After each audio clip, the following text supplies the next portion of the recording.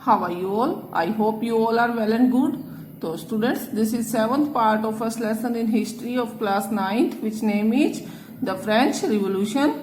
तो first of all students, अगर आपने अभी तक मेरे चैनल को सब्सक्राइब नहीं किया है तो जल्दी से कर लें ताकि आने वाली सभी वीडियो की अपडेट्स आपको टाइम पर मिल जाए।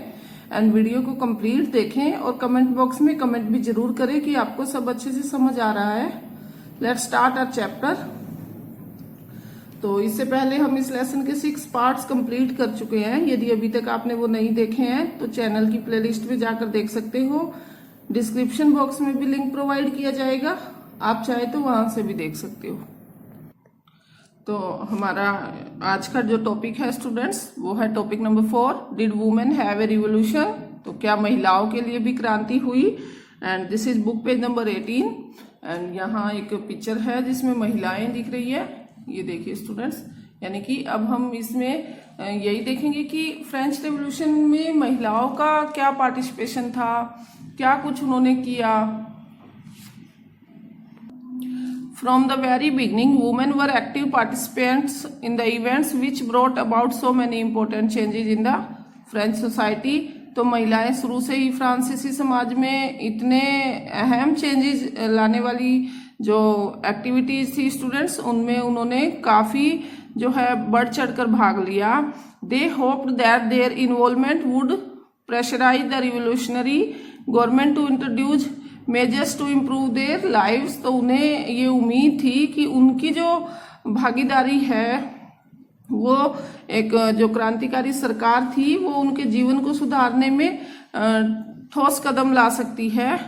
Most women of the third state had to work for a living. तो थर्ड स्टेट की जो ज्यादातर महिलाएं थी वो जो है काम करती थी। They worked as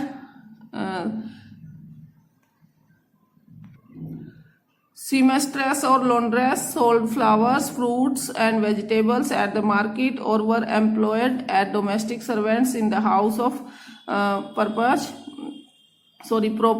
prosperous people.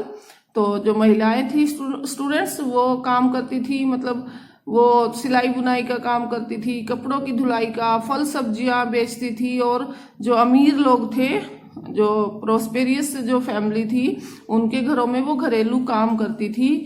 Most women did not have access to education. ज्यादातर महिलाओं को एजुकेशन का कोई मौका नहीं मिला था और जॉब ट्रेनिंग, और ना ही उन्हें कोई जॉब की ट्रेनिंग मिली थी। ओनली डॉटर्स ऑफ नोबल्स, यानी कि सिर्फ जो नोबल्स लोग थे, जो मतलब राजशाही फैमिली की लड़कियां थी, और वेल्दियर मेंबर्स यानी कि जो रिच पीपल्स की लड़कियां थी of the third state could study eight A convent. यानी कि सिर्फ इन्हीं की लड़कियां ही कॉन्वेंट में पढ़ सकती थी। After which their families arrange a marriage for them, और इसके बाद उनकी फैमिली उनकी शादी कर देती थी। Working women had also to care for their families. तो जो काम करने वाली महिलाएं थी वो अपनी फैमिली की भी देखभाल करती थी। दैट इज जैसे कि कुक करती थी, खाना पकाना, फेच पानी यानी पानी लाती थी, क्यू अप फॉर ब्रेड यानी पाव रोटी के लिए लाइन में लगती थी, and look after the children, और बच्चों की क्या करती थी, देखभाल करती थी। Their wages were lower than those of men. तो उनकी जो वेजेज थी, मतलब उनकी जो इनकम थी वो पुरुषों के कंपैरिजन कम थी।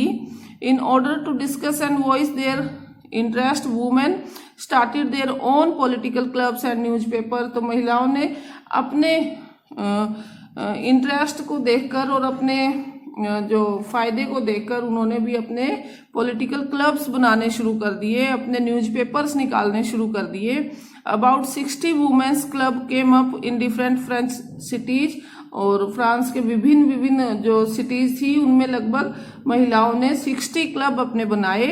The society of revolutionary and republican women was the most famous of them. और इनमें से जो ज्यादा फेमस थे वो यही था। कौन से वाला क्लब जो फेमस था वो था the society of revolutionary and republic women. तो one of their main demands was that women enjoy the same political rights as man. तो मतलब कि ये जो ग्रुप था the society of revolutionary and republican women का, इनकी एक ही डिमांड थी जो सबसे मेन डिमांड थी कि उन्हें भी पॉलिटिकल राइट्स मिले पुरुषों की तरह। Women were disappointed that the constitution of 1791 reduced them to passive citizen।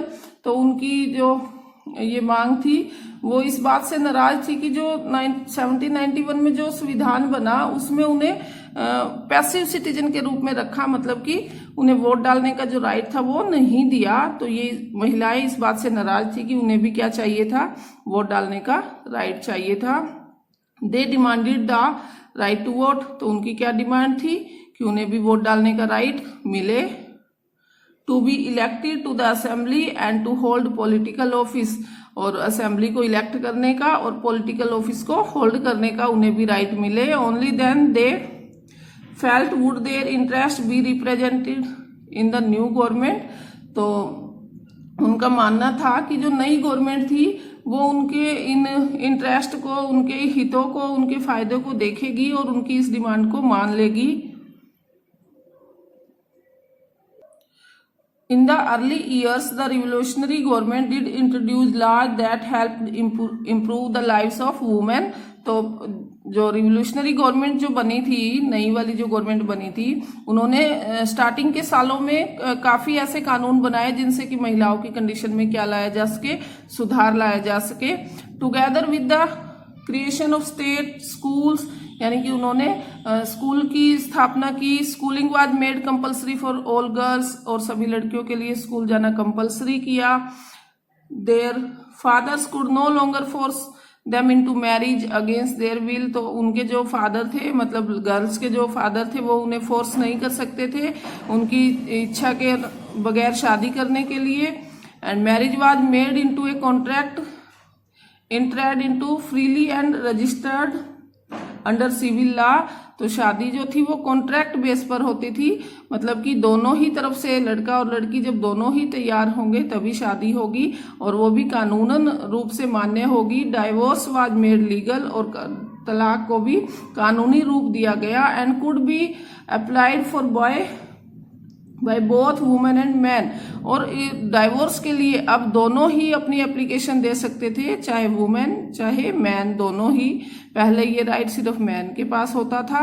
Women could now train for jobs, could becomes artist और रन स्मॉल बिजनेसेस। अब महिलाएं जो है वो जॉब कर सकती थी, आर्टिस्ट बन सकती थी, और जो छोटे बिजनेस भी वो शुरू कर सकती थी। यानी कि हमने देखा कि जो अब नई गवर्नमेंट बनी थी उसने काफी कुछ किया महिलाओं की कंडीशन को इम्प्रूव करने के लिए। Women's struggle for equal political rights however continued. यानी कि महिलाओं का जो ये संघर्ष था इक्वल पॉलिटिकल राइट्स का, वो अभी चल रहा था। और during the region of terror, यानी जब आतंक का राज आया था, उस time the new government issued laws ordering closure of women's club and banning their political activities. तो यानी कि यहाँ रीजन ऑफ टेरर की बात चल रही है, मतलब जो जैकोबिन क्लब का जो लीडर था रोबेस्पियर, उसकी सरकार ने कुछ ऐसे कानून बनाए जिसमें कि महिलाओं के जो क्लब्स थे वो बंद करवा दिए गए। उनकी जो पार्टिसिपेशन था, उनका जो पॉलिटिकल एक्टिविटीज में, वो भी बैन करवा दिया। मैनी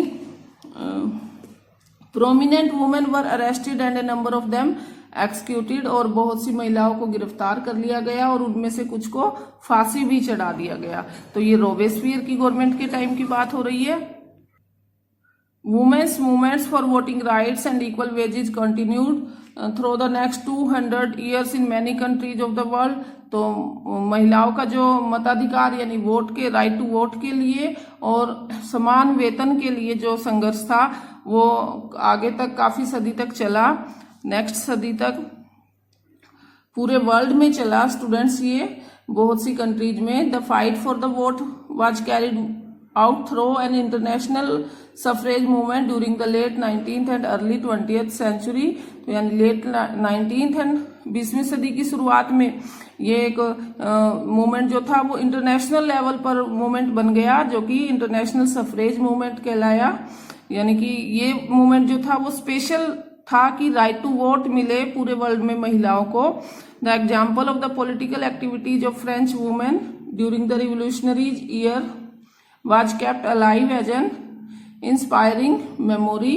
तो क्रांतिकारी आंदोलन के द्वारा जो फ्रांसीसी महिलाओं की जो राजनीतिक जो पार्टिसिपेशन था, जो उनकी भागीदारी थी, वो उनकी स्मृति के रूप में जिंदा रखा गया, या हम कहेंगे कि वो लोगों को इंस्पायर करने के लिए उनकी यादों को रखा गया। And it was finally in 1946 that women in France won the right to vote, यानी कि 1946 में फाइनली फ्रांस की महिलाओं को वोट डालने का राइट मिल गया। तो आई होप यहाँ तक आपको अच्छे से समझ आया होगा स्टूडेंट्स। इसमें हमने सिर्फ और सिर्फ महिलाओं के पार्टिसिपेशन के बारे में ही देखा कि फ्रांस में महिलाओं की क्या पार्टिसिपेशन थी रिवॉल्यूशन में। तो उन्होंने काफी क्लब्स बनाए, न्यूज़पेपर्स बनाए अपने, उन्होंने गवर्नमेंट ने भी काफी चेंजेस किए, बट रॉबेस्पियर की गवर्नमेंट ने कुछ अच्छा नहीं किया मेरे मायने में उनके साथ, लेकिन फिर भी लास्ट में उन्हें राइट टू वोट मिल गया। तो ये उनकी एक ग्रेट अचीवमेंट थी। तो इसके आगे का हम अगली वीडियो में देखेंगे students. At last I would like to say thanks to everyone for watching. Dear students, please like, share and subscribe my channel. Stay home, stay safe. हम मिलते हैं नेक्स्ट वीडियो में। तब तक के लिए आप इस वीडियो के इंपॉर्टेंट पॉइंट्स को लर्न कर लीजिएगा।